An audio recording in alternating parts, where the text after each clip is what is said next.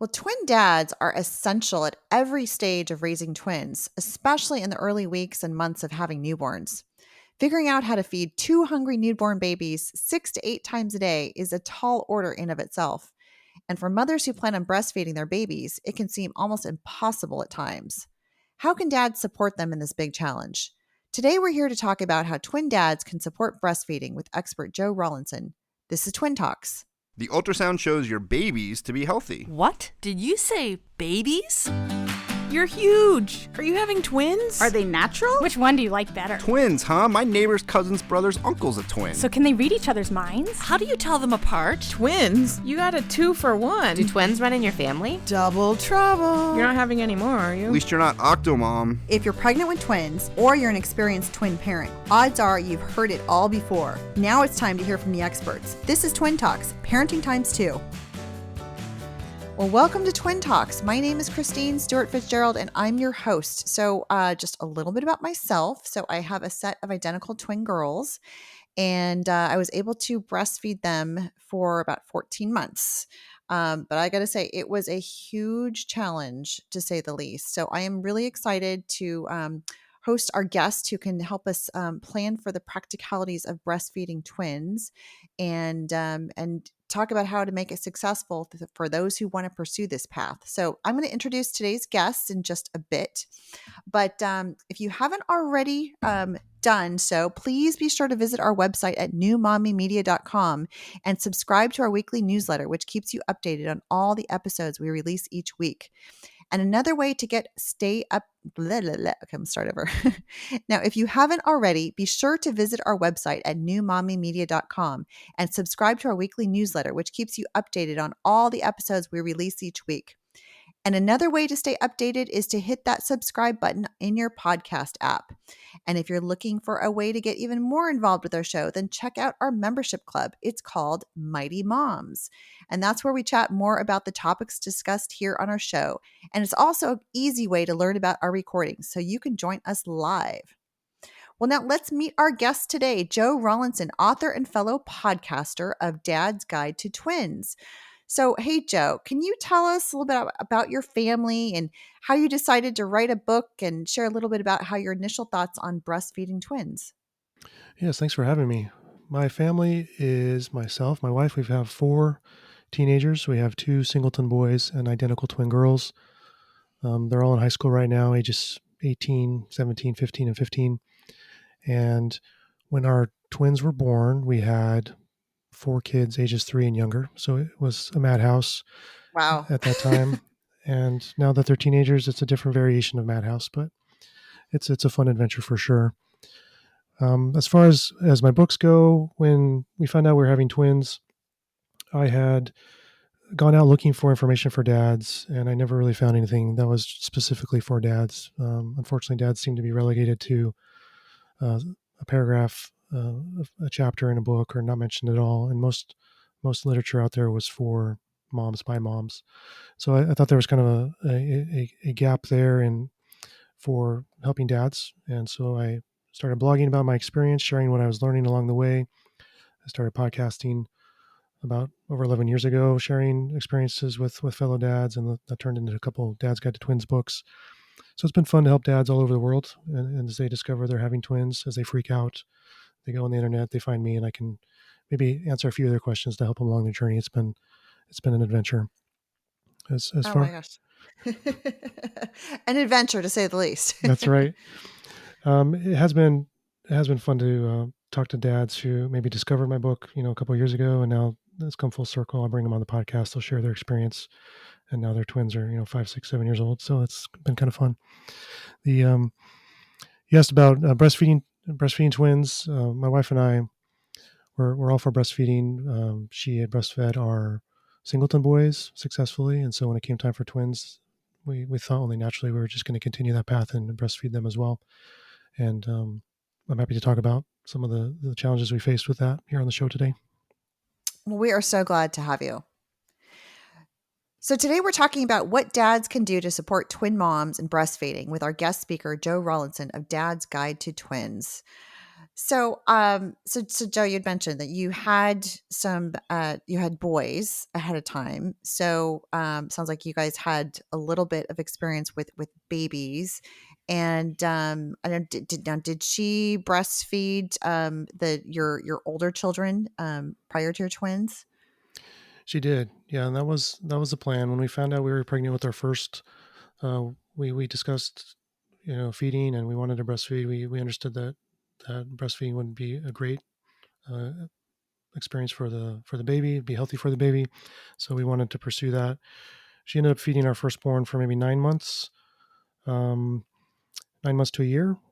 Then we ended up getting pregnant with our secondborn, and so then we stopped. We weaned our firstborn off the breast milk during that second pregnancy, and so mom could focus all her energy on just the one baby in utero.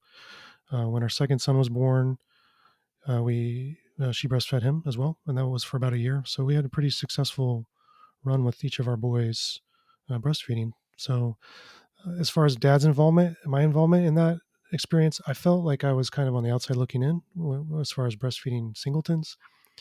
And now that changed completely when we talk about twins. We'll talk about that in a few minutes, I'm sure. But I was just, I'd bring the baby to mom. She'd breastfeed the baby. Or, maybe she would just wake up in the night and feed the baby, and I would just sleep because I'd be going to work the next day. So it was more hands off than the twins were, and that's for sure.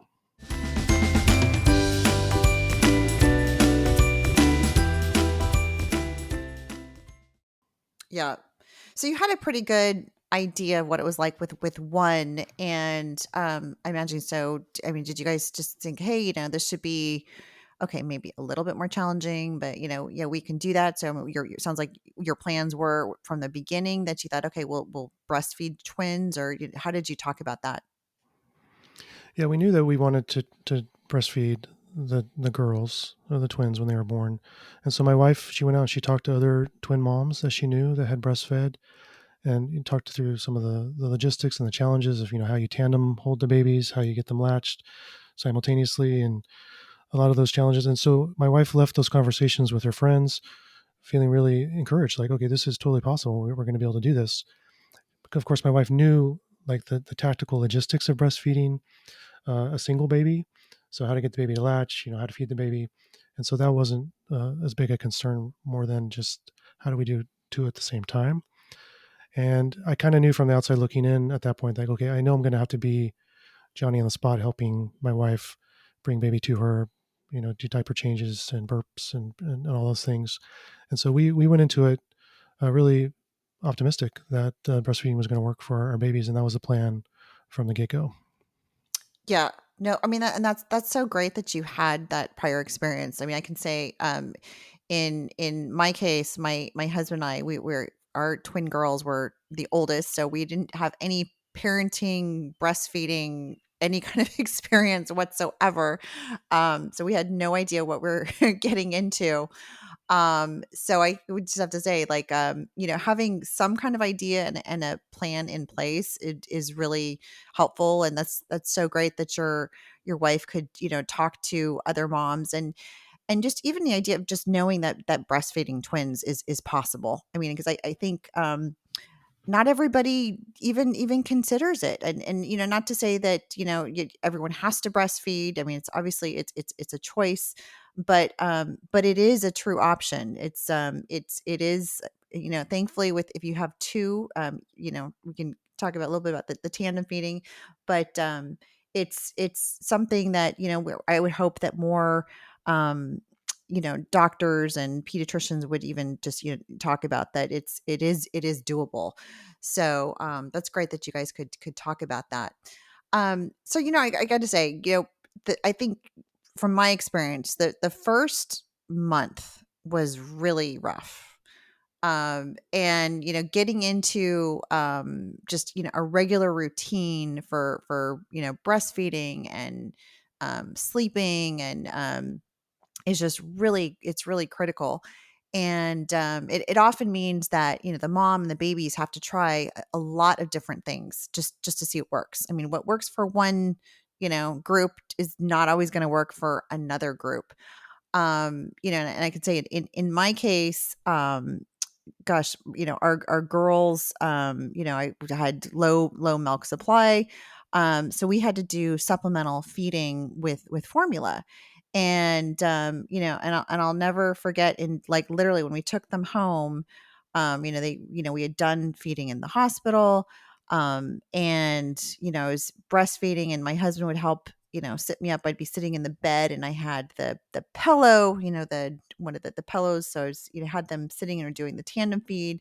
And then he would, help position one baby and we'd get one of them set up. And then I'd have the little, feeding tube. We'd have those little, they look like, sort of the shots, the tiny little tube and it's filled with formula.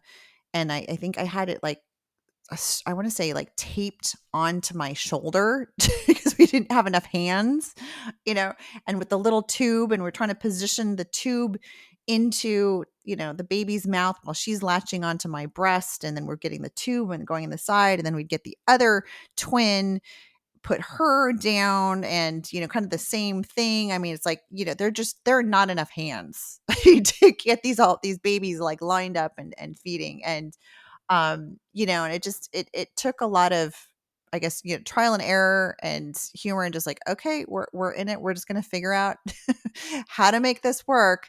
But yeah, I just, I can say I really appreciate that my husband was there to help me, in that process, figure out, what we needed to do. So I don't know if Joe, if that was kind of your experience. Yes, we had some challenges there in that first month as well. Like you mentioned, you're combating the total sleep deprivation that you're in, combined with trying to adjust to life with these newborns. As far as the breastfeeding aspect of that goes, I mean, I recommend to listeners, if you're, when you go in the hospital and you have all that staff around you, mom can practice as much as possible to getting the babies in the right positions, the latching. There's lactation consultants in the hospital that can come help with logistics of helping the babies get good latches and feeding appropriately. And so take advantage of all those resources while you can, because then once you go home, you're on your own and have to kind of sort it all out, trial and error, which we had. You mentioned using some extra devices like the tube. I know we had the tube too that would go down into like kind of a nipple shield guard thing that would help feed the baby while the baby was trying to get a latch. And we were frustrated almost from the get-go because, like I mentioned, we had success feeding our two singletons, and we just were having a really hard time getting the girls to feed enough, so they weren't hungry. And so it was constantly trying these different positions, adjusting the tube, or supplementing with pumped breast milk or formula just to make sure that they were getting the nutrients that they needed. And I was basically the forklift of the baby. I mean, I would bring babies to my wife. She would get comfortable on her chair with the pillow that would wrap around her, and I would bring her one baby. She would get the baby in position, get the baby latched and feeding. And once that one girl was settled, then I would get the other child, bring her out, and my wife would repeat the process. We would always get up together in the night, daytime or nighttime when I was home, not working. But even with, like, if my mother-in-law was here or whatever, there was always two adults to help with this process. Cause like you mentioned, there's never enough hands to do everything.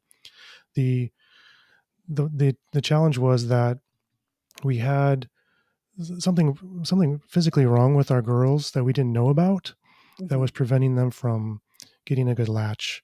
And it took us several weeks of like frustration of trying to get them to latch and feed before, after a couple of visits to the doctor, we found out that they were both tongue tied. So like the frenulum that holds their tongue was restricting their ability to literally latch and to suck and get the milk that they needed. So this whole time we were thinking maybe they're in the wrong position, maybe we're not doing it right. I mean, we're trying everything we can think of, and it ended up being something that was totally unknown to us until we finally discovered this. And then it was from the time we discovered it was tongue tied to them actually having a little procedure to snip their tongues. We're already through month 1.5 months of a lot of frustration. So that was something we could not anticipate, because we're like, hey, everything worked great with our boys. What's going on with the girls?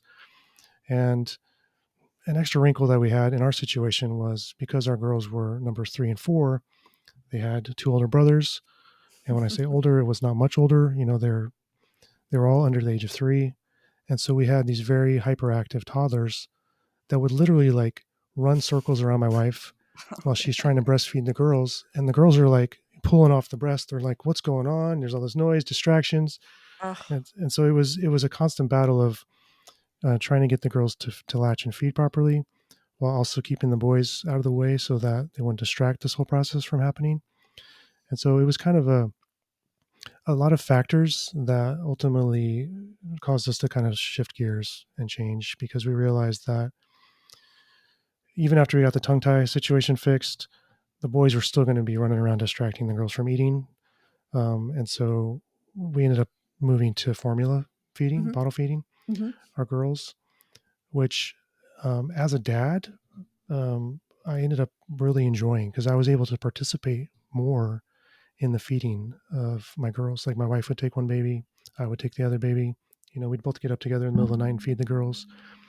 And oftentimes it was just us sitting together, in the darkness, feeding our girls.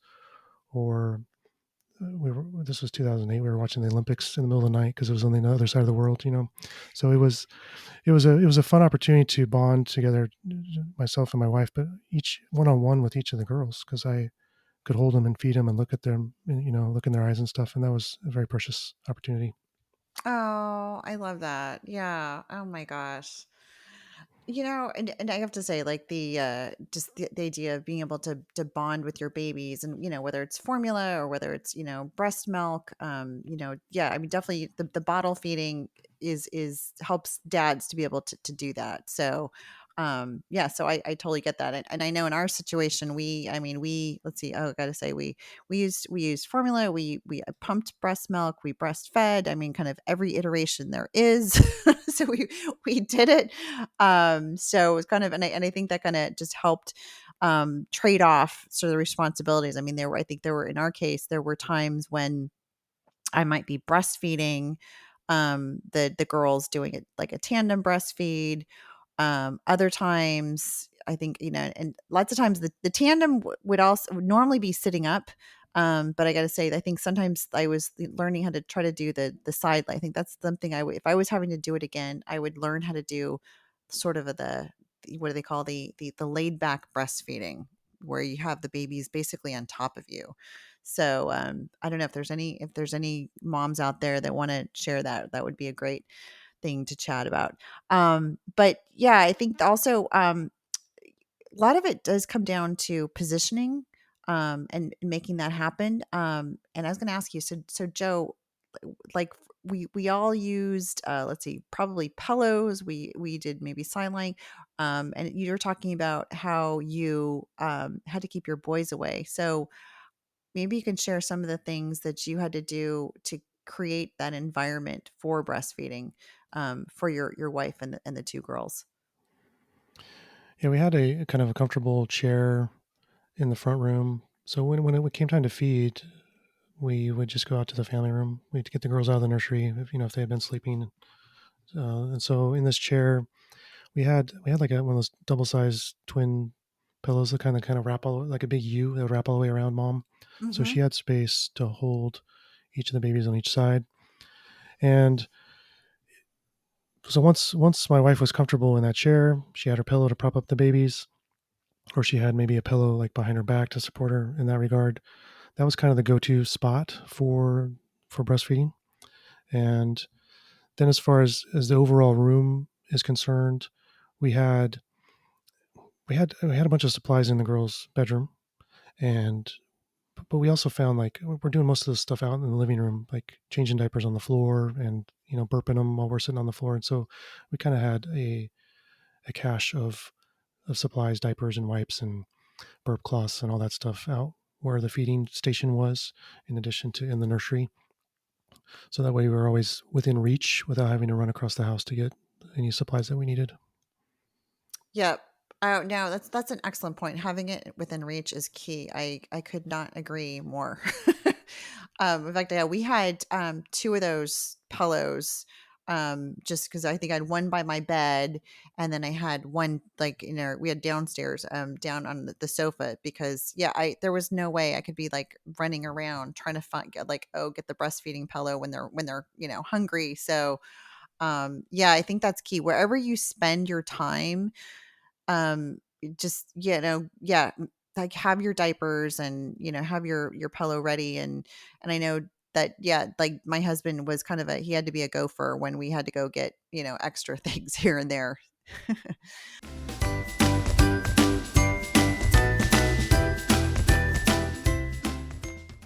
Yeah, so I was also thinking like for nighttime. So nighttime is really tough, and you kind of talked about like kind of sitting in the dark. Um, so I think we're talking saying how that every couple has their own sort of routine of like what works, and Joe, you said you're the forklift. So yes, I think my husband was the same thing, where our routine was one where I would, the babies would, start crying inevitably, right? And then, so my husband would get the baby that was crying and then go change her and put her on a fresh diaper because she'd usually be wet, and then put her on breast, and then I'd grab her and he'd grab, and then the other one. So then I would start feeding the first one, and then he'd get the other one, diaper her up and swaddle her, the little burrito blanket, right? And then put her. So it was a little bit of like an assembly line style. And I learned to kind of do sort of the dream, sleeping, where I could kind of do a little like a side laying, and kind of snooze a little bit through that, which really helped. So for us, it worked. My husband was working full time during that period, but like he did take a little bit of time off. But we were kind of sharing that night shift, for sure. So I don't know. So Joe, like, how about for you guys? How did that work out? We had a very similar setup where it was kind of assembly line model, like you said, because there were a ton of logistics that have to happen just to get the baby to the breast to feed. And so that's something I could easily do as the dad. And whenever one of our girls would wake up to feed, we'd always get the other girl up, even if she wasn't awake, to try to keep them in sync to make the schedule a little easier for us. We figured if we were feeding babies back to back, then no one would ever sleep, because you'd be constantly feeding babies. So we tried to feed them at the same time, if at all possible. The the nighttime routine was, both of us would get up to help feed the girls, and that worked pretty well because my wife could get started with one of the babies, and I could help prep the other baby, and then we can kind of be more efficient that way.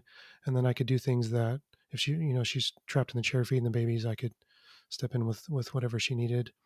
One thing that we would do is we kept kind of a logbook of how much they ate, how long they were on the breast, what time it was, what was the diaper, kind of standard baby log stuff you do.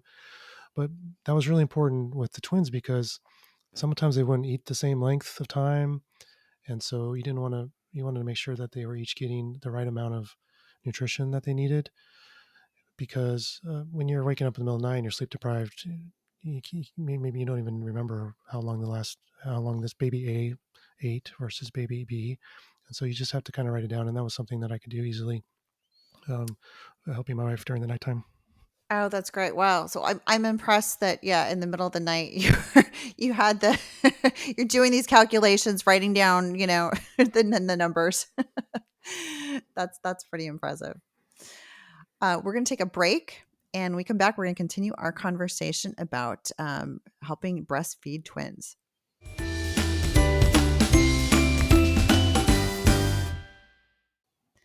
Well, welcome back to Twin Talks. Before the break, we were talking with Joe Rollinson of Dad's Guide to Twins about how dads can support moms in breastfeeding, especially at night.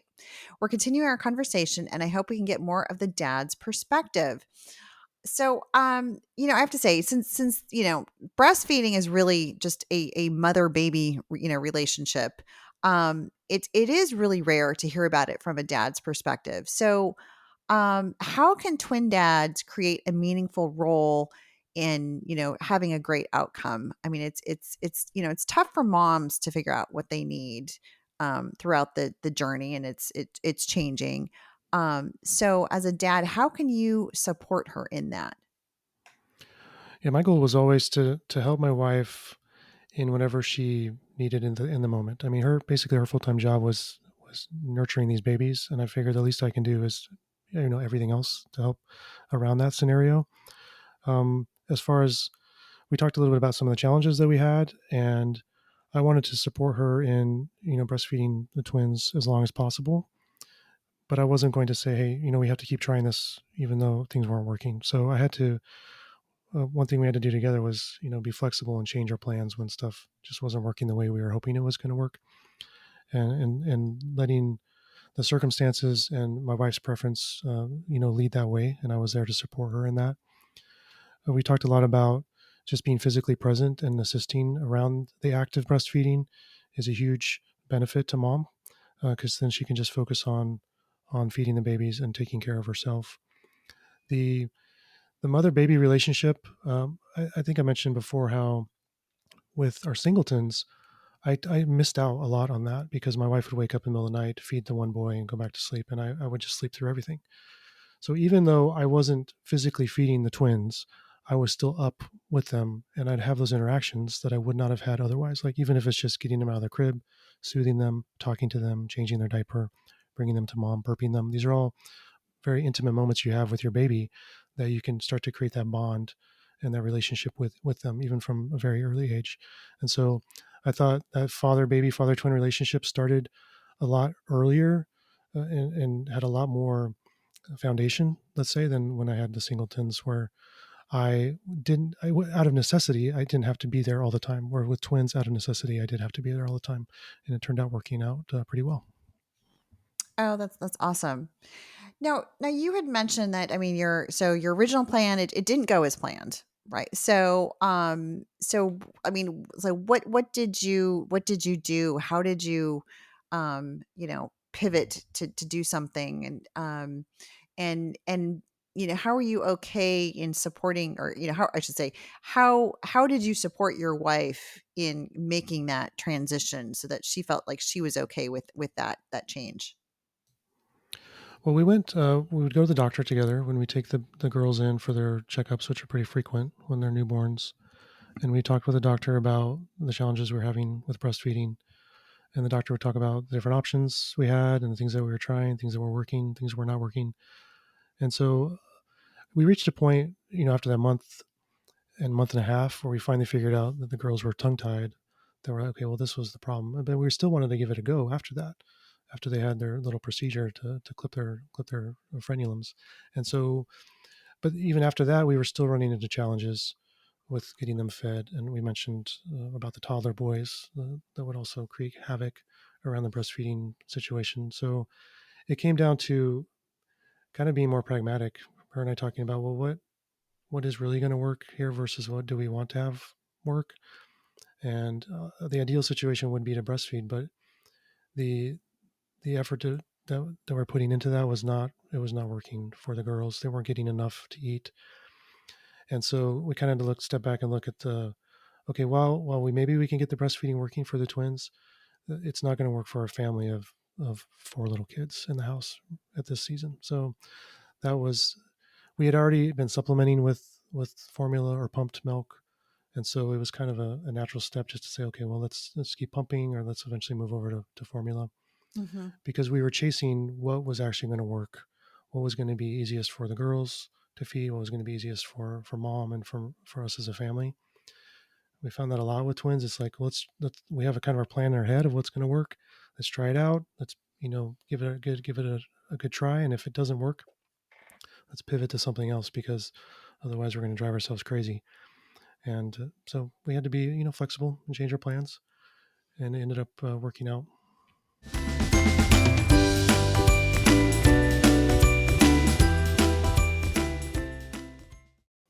Oh, that's great. Yeah. No, I totally agree. And that, like that, every breastfeeding journey is unique. I mean, whether you have a singleton, or twins, And the challenges are always unique, and I think that's it just couldn't be more true with each baby. It can be unique even with twins, right? You talked about how one girl was maybe eating more than the other. I think it's sometimes as twin parents we think, oh, well, they're just going to be having the same thing, but it's really it's different.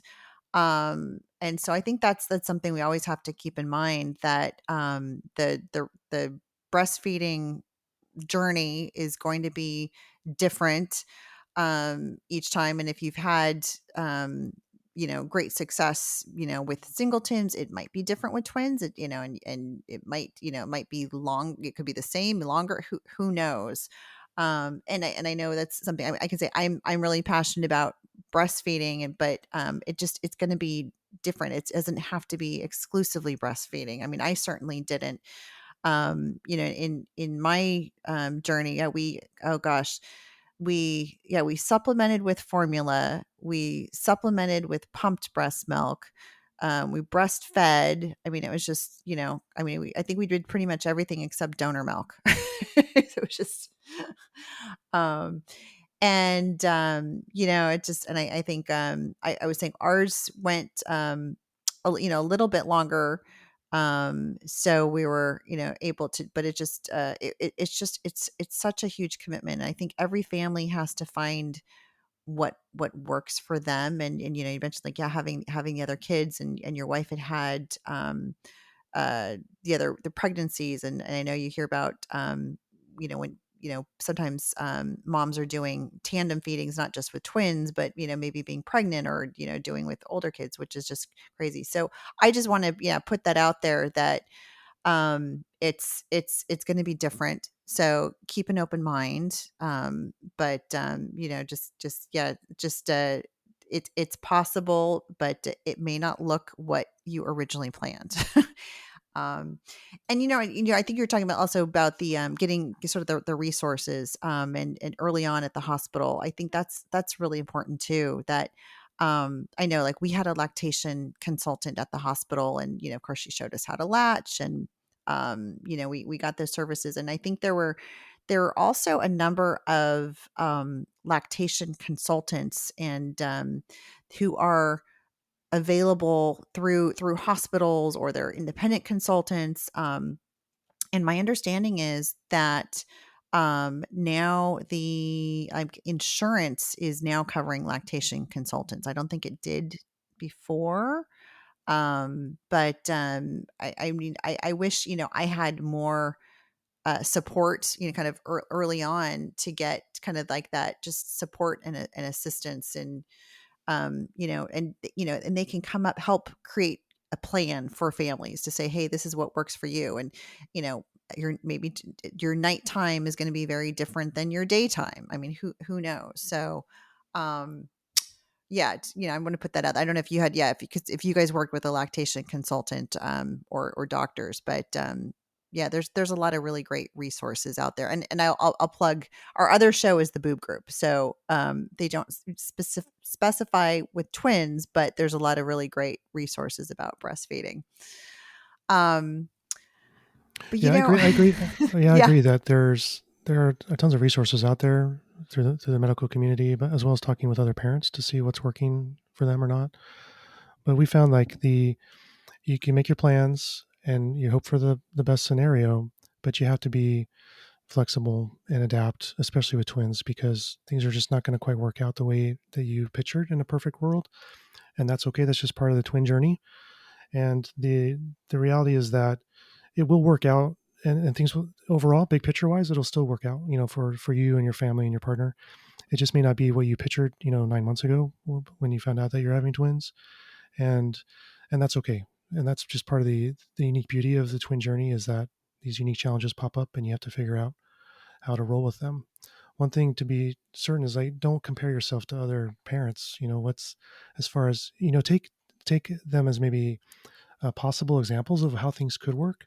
But if they're having, let's say, success in something, feeding in a certain way that you really want to do, but that's just not working for you, avoid that comparison, but focus on what is working for you, your twins, and your family in that time. That's just really great advice. And I think, I mean, as women, I know, like, my husband was really just encouraging me in, what I was doing, and the choices that we made together, and just being supportive, and that just really makes such a huge difference to know that, yeah, our situation is unique, and we don't need to worry about what other people are doing.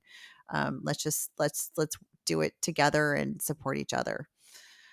So, with that, I'm going to, let's wrap this up. And I want to say just thank you so much, Joe, for joining us today, and sharing your expertise. And you can get more tips and tricks for twin dads on his website, dadsguidetotwins.com.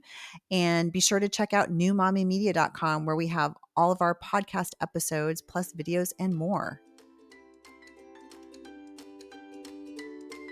And then that wraps up our show for today. Thanks for listening. If you like Twin Talks as much as we do, please consider checking out the amazing businesses that sponsor our show week after week.